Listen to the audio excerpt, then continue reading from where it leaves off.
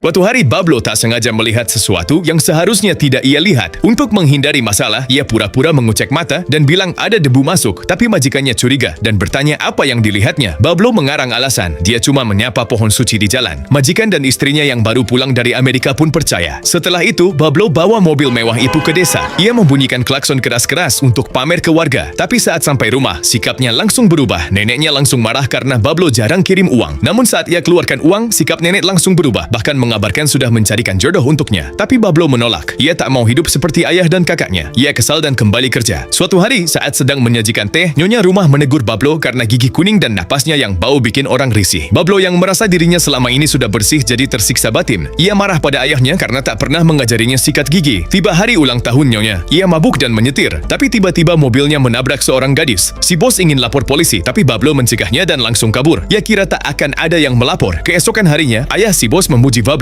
dan bilang dia sudah dianggap keluarga. Tapi saudara si bos datang membawa surat. Isinya berisi jika ada laporan, semua tanggung jawab akan ditimpakan ke Bablo. Bablo tak percaya. Dan yang lebih sakit lagi, ternyata neneknya sendiri sudah menandatangani surat itu. Bablo yang frustasi pun akhirnya ikut menandatangani. Sejak itu, ia hidup dalam ketakutan. Kadang takut polisi, kadang takut keluarga si korban. 2 minggu berlalu, sikap ayah majikannya kembali seperti semula. Ia menyuruh Bablo memijat kaki. Tapi saat itu, nyonya datang mengabarkan jika polisi telah menutup kasus karena tak ada saksi. Bablo sedikit lega. Namun si bos malah menendangnya. Wanita yang pernah belajar di Amerika itu pun muak dengan sikap ayahnya itu. Dia memilih pergi meninggalkan rumah. Sebelum pergi, ia memberikan surat berisi uang $1.000 untuk Bablo. Bablo mengira itu harga dari semua yang ia lakukan. Namun si bos murka dan memukuli Bablo. Saat itulah Bablo sadar, majikannya yang terlihat terpelajar ternyata kejam. Ia paham, sebaik apapun orang miskin, tetap diperlakukan rendah. Sejak itu, Bablo mulai memanfaatkan keadaan. Kadang ia naikkan tagihan bengkel, kadang jual oli diam-diam, kadang pakai mobil untuk bawa penumpang malam hari. Ia merasa berhak hidup untuk dirinya sendiri. Lalu ia mendengar kabar jika bos besar ingin memecatnya. Ia mencari cara bertindak duluan. Ia tahu Senin malam nanti bos akan menyerahkan 4 lakh rupiah ke menteri. Saat itu keponakannya datang dari desa membawa surat dari neneknya. Isinya desakan untuk menikah. Bablo makin yakin ia harus lepas dari semuanya. Bablo mengajak keponakannya ke kebun binatang. Saat lihat harimau putih, ia sadar dirinya juga bisa jadi besar. Malam itu ia pecahkan botol dan menyimpan pecahannya lalu pergi mengantar si bos. Saat si bos turun dari mobil, Bablo langsung menikamnya lalu kabur dengan uang 4 lakh rupiah. Ia dan keponakannya pergi ke Bangalore dan bersembunyi selama 1 bulan. Setelah itu, ia mulai bisnis taksi bernama Way Tiger Cab Service dan menyuap polisi. Kini Bablo bukan lagi sopir, tapi tuan atas hidupnya sendiri.